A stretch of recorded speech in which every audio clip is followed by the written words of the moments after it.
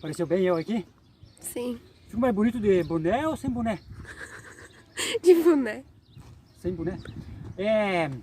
Eu quero contar para vocês em detalhe como é que foi aqui a revolta dos Mucas e de Jacobina, aqui em Sapiranga, no Morro Ferrabras. Em detalhe, olha gente.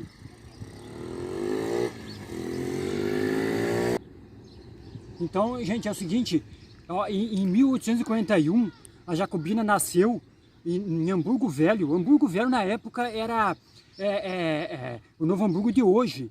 E Hamburgo Velho era um bairro de São Leopoldo. Então, Jacobina nasceu lá. Os pais de Jacobina eram o André Mendes e a Maria Elizabeth Miller. E a Jacobina cedo começou a apresentar problemas de saúde. Por exemplo, ela com 9 anos já começou a ter desmaios, epilético, alguma coisa parecida. E a mãe de Jacobina se preocupou com a filha. Então, aquele tempo era assim, ó, vinha um médico aqui em Hamburgo Velho, ou aqui na Fazenda Pé do Eterno, que hoje é Sapiranga, vinha um médico uma vez por ano. E daí a mãe de Jacobina, preocupada com ela, levou a Jacobina para consultar com esse médico. E a consulta não era de graça e nem era barata. Então, consultou Jacobina e o médico examinou ela e ele disse que provavelmente quando ela casasse isso ia passar. Então, quer dizer, o problema de Jacobina para o médico era a falta de casamento. Mas Jacobina não ouviu o médico, ela só acabou se casando em 1866 com o João Jorge Mauer, isto é, com 25 anos de idade.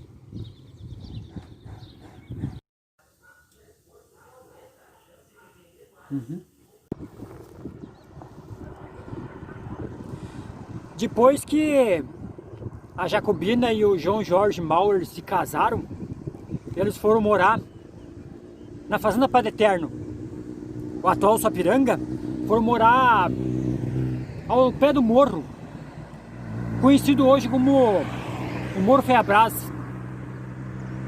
Na verdade, esse nome Ferrabras vem de uma pedreira que tinha algum tempo do lado do morro.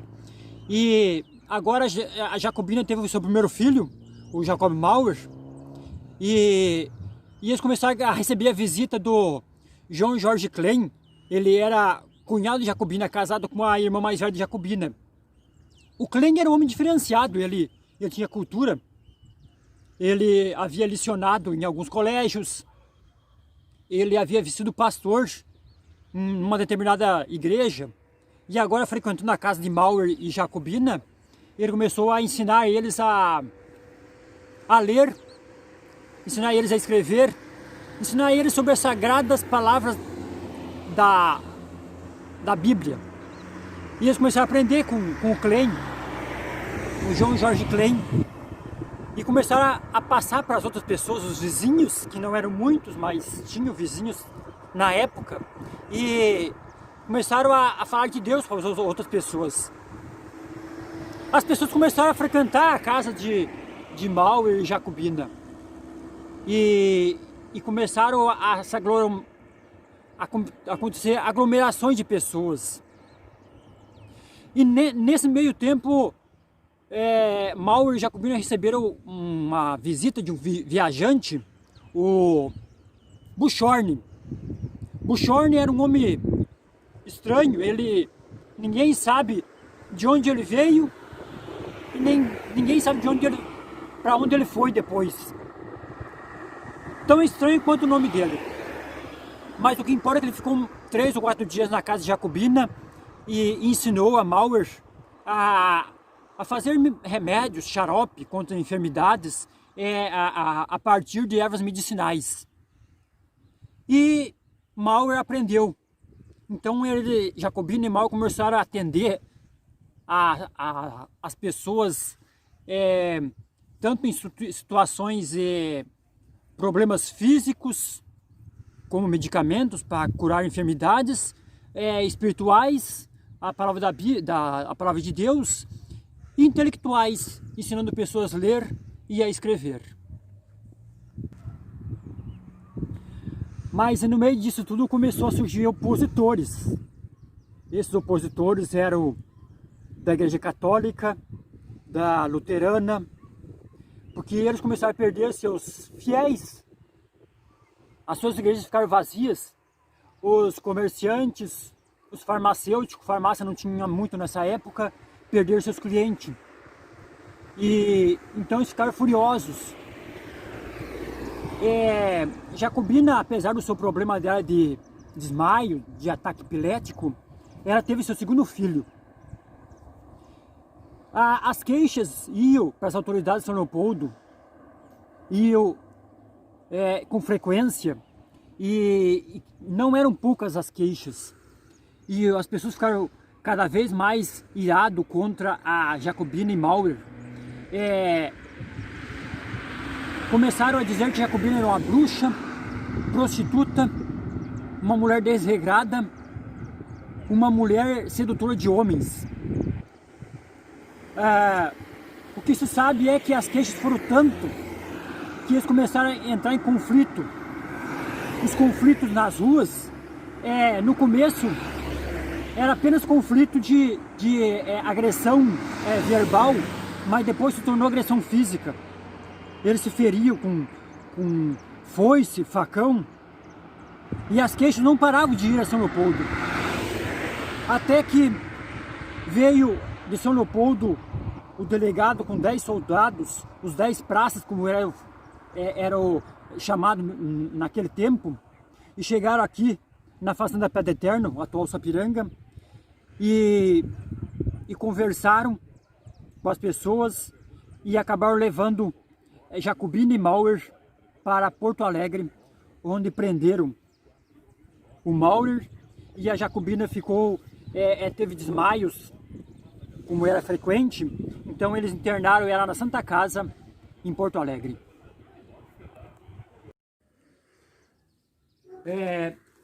Jacobina foi internada na Santa Casa em Porto Alegre, e ali ela foi submetida a uns exames meio agressivo, porque eles queriam provar que tudo isso era uma mentira, era uma falsidade. Então eles usaram instrumentos pontiagudos nas partes mais sensíveis de Jacobina para provar que aquilo tudo era uma falsidade.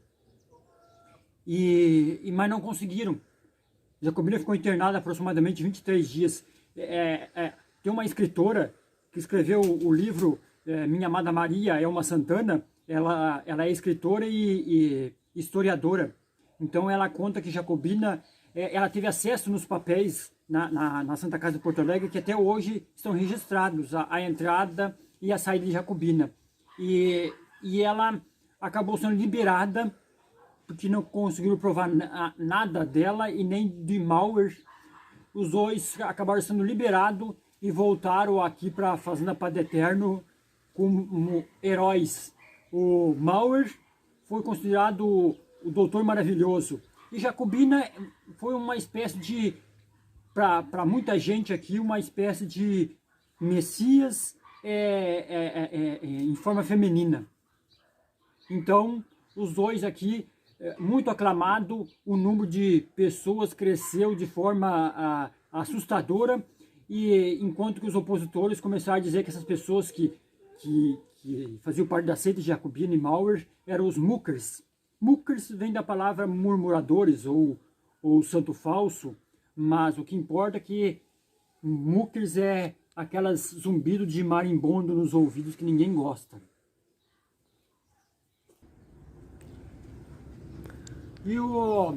Será que a violência ela foi solucionada? Pelo contrário, aumentou mais ainda.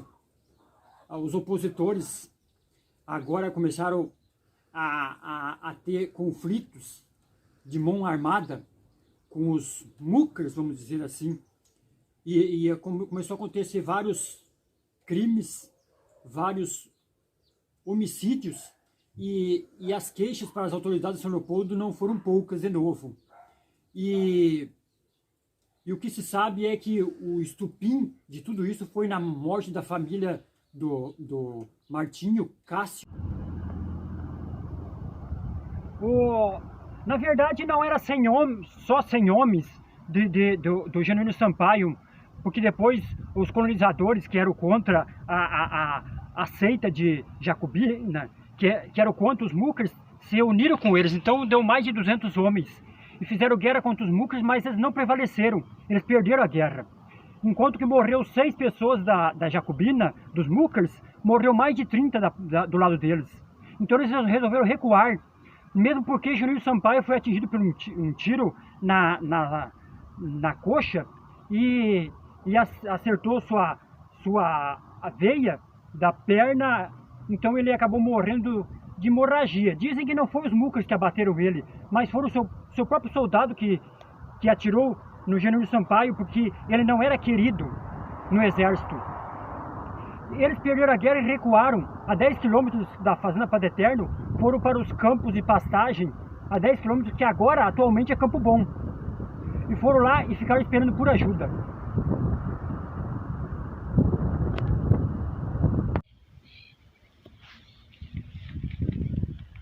Depois que o exército ficou lá nos campos de pastagem,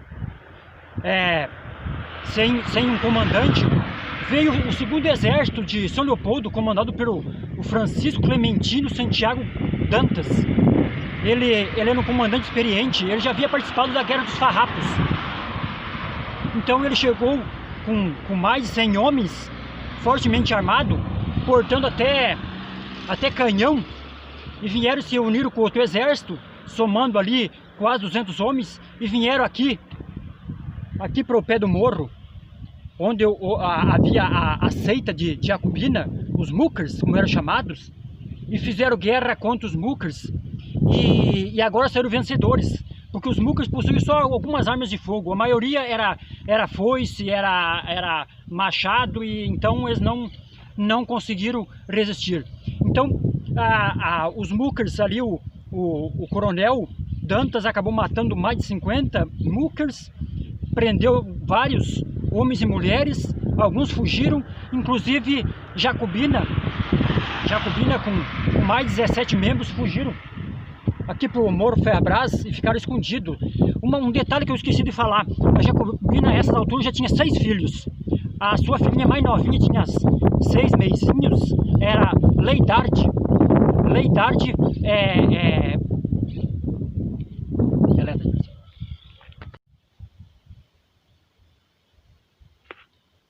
aqui é o local, nessa cruz, onde a Jacobina e mais 17 membros foram enterrados, inclusive sua filhinha de 6 meizinhos. Eles foram colocados cal virgem em cima deles. Hoje não se encontra nem um fio de linha, se cavar um buraco aqui. Mas o que se sabe é que isso foi em 1874. Os seus filhos que sobraram, seus 5 filhos, foram doados, algumas famílias de Canoas, Porto Alegre, São Leopoldo, Sapucaia, ficaram com eles. Inclusive o seu filho mais velho, Jacob Mauer, que na época tinha uma correção. Em 1874, quando Jacobina foi assassinada aqui na fazenda Padre Eterno, o marido dela, o João Jorge Mauer, ele dias antes ele tinha ido a Rio de Janeiro pegar um salvo-conduto, pedir um salvo-conduto para o rei. E chegando lá, ele acabou sendo preso lá. Então ele não morreu na chacina aqui na fazenda Padre Eterno. E o filho dela, tinha apenas 7 anos de idade. Então, quer dizer, com 13 anos ele fugiu da casa de seus pais adotivos.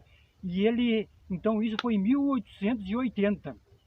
E Jacob, ele chegou em Erval Seco. Erval Seco, na época, não era chamado de Erval Seco, era o 7º Distrito das Missões. Interessante que do lado do 7º Distrito das Missões existia a Boca da Picada, que atualmente é Seberi.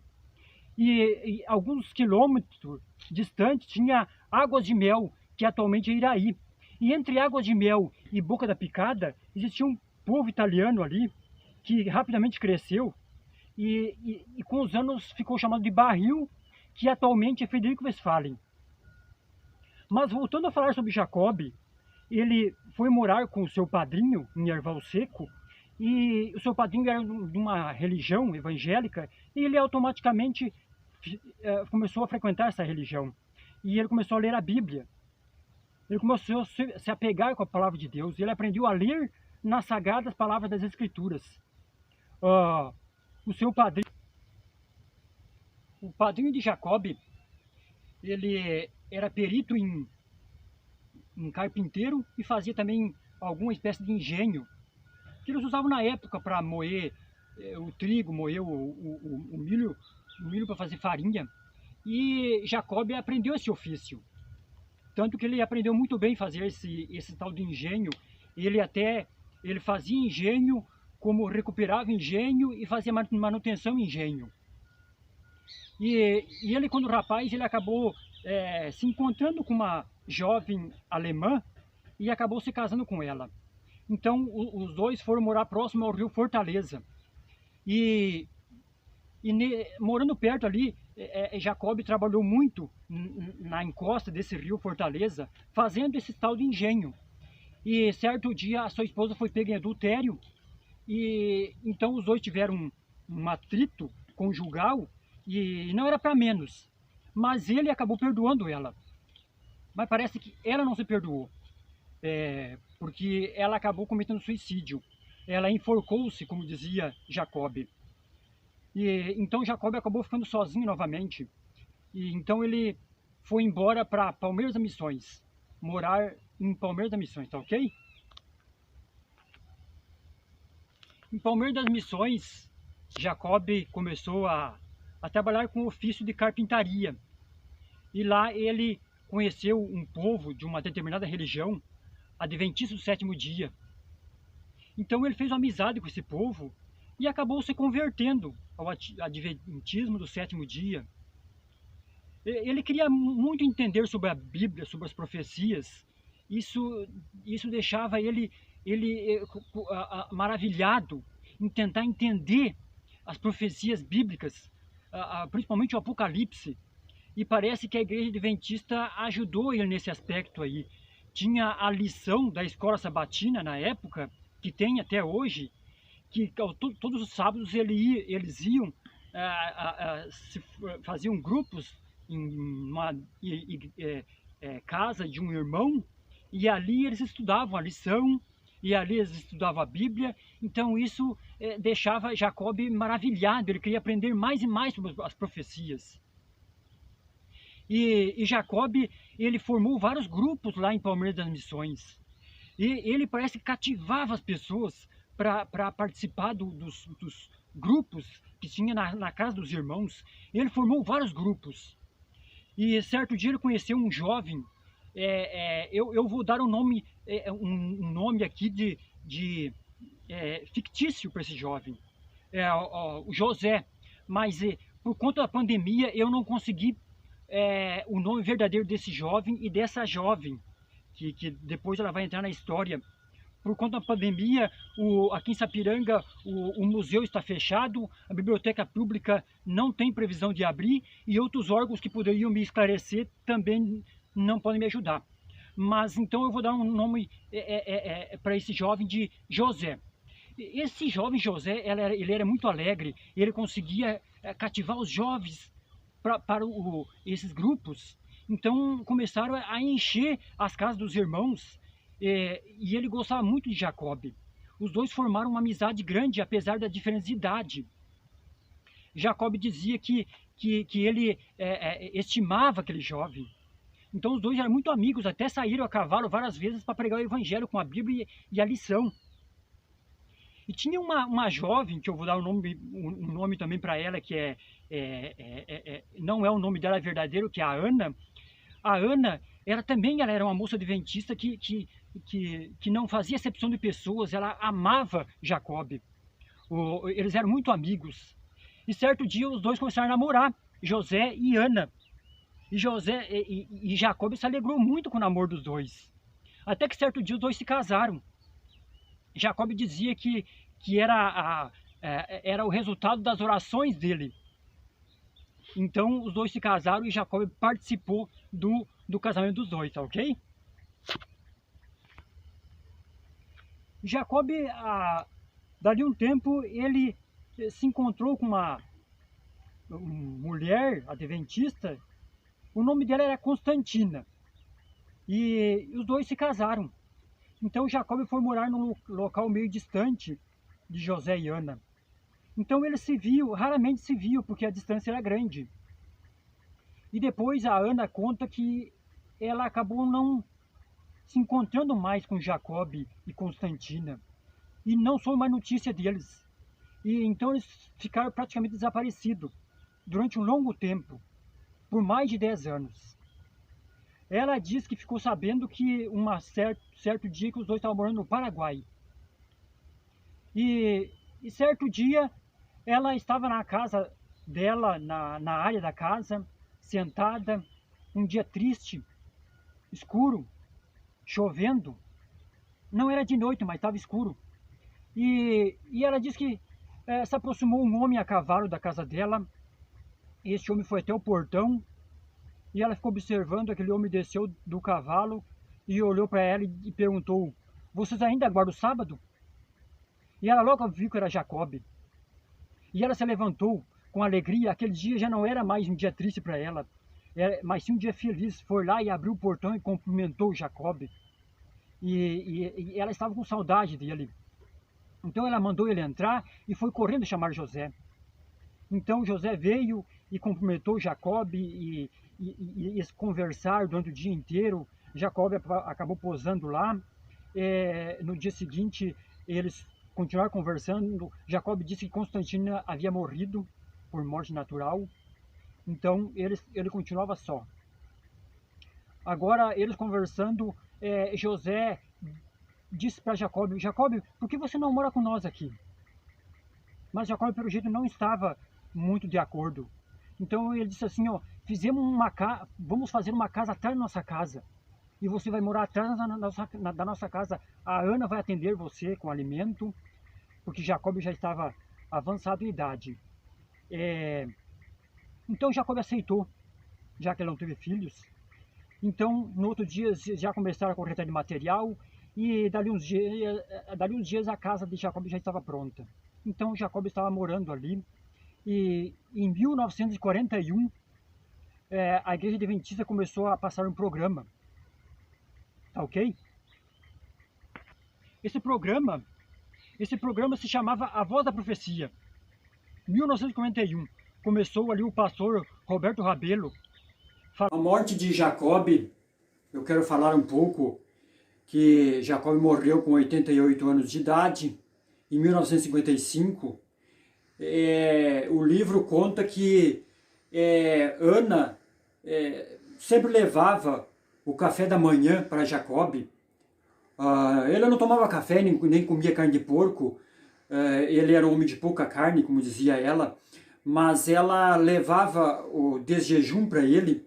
E sempre ela batia na porta da casa dele. E ela ouvia os passos de um senhor que se aproximava e abria a porta com um sorriso. Ele era um homem alegre. E ela observava que em cima da mesa dele tinha lá a Bíblia aberta, a sua lição, e o rádio e o candeeiro aceso com a luz, o candeeiro com fogo. Então, assim, aquele radinho é para ouvir o Roberto Rabelo, A Voz da Profecia, e que o Roberto Rabelo começou a programação no rádio em 1941. Então, Jacob amava ouvir o Roberto Rabelo. Quem sabe ouvia também ali a vinheta que os Arautos do Rei cantava, "Breve Jesus voltará". Mas certo dia, passou-se mais de 10 anos, 1955, ela foi levar novamente o desjejum para ele e ela dizia: "Jacob, o seu café". E certo dia ela disse isso e ninguém ninguém se aproximou para abrir a porta. Ela viu que a casa parecia que estava vazia. E ela repetiu novamente: "Jacob, o seu desjejum", mas ninguém veio. Então ela parece que sentiu que alguma coisa havia acontecido e ela ficou triste e foi lá e chamou José. E José veio e disse para ela o que houve. Ela disse: "Jacob não está atendendo, deve ter acontecido alguma coisa". E José veio e arrombou a porta casa de Jacobe. Quando ele entrou dentro do quarto de Jacobe, ele estava deitado na cama, um corpo sem vida, e ele estava com o seu corpo ainda continuava quentinho dos cobertores, e ele estava meio encolhido. A sua fisionomia parecia uma fisionomia de alegria, transparecia alguém que talvez parecia que não teve um derrame, nem um ataque. Ele parecia que na sua fisionomia era alguém que estava dormindo, mas ele estava morto.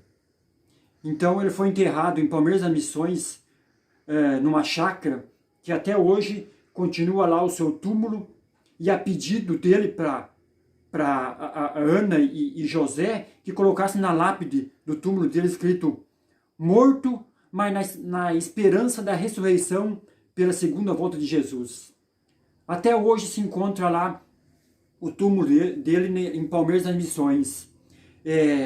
O trabalho dele até hoje continua. A central de Palmeiras das Missões, da Igreja Adventista do Sétimo Dia, é fruto do trabalho de Jacobe e outros grupos também.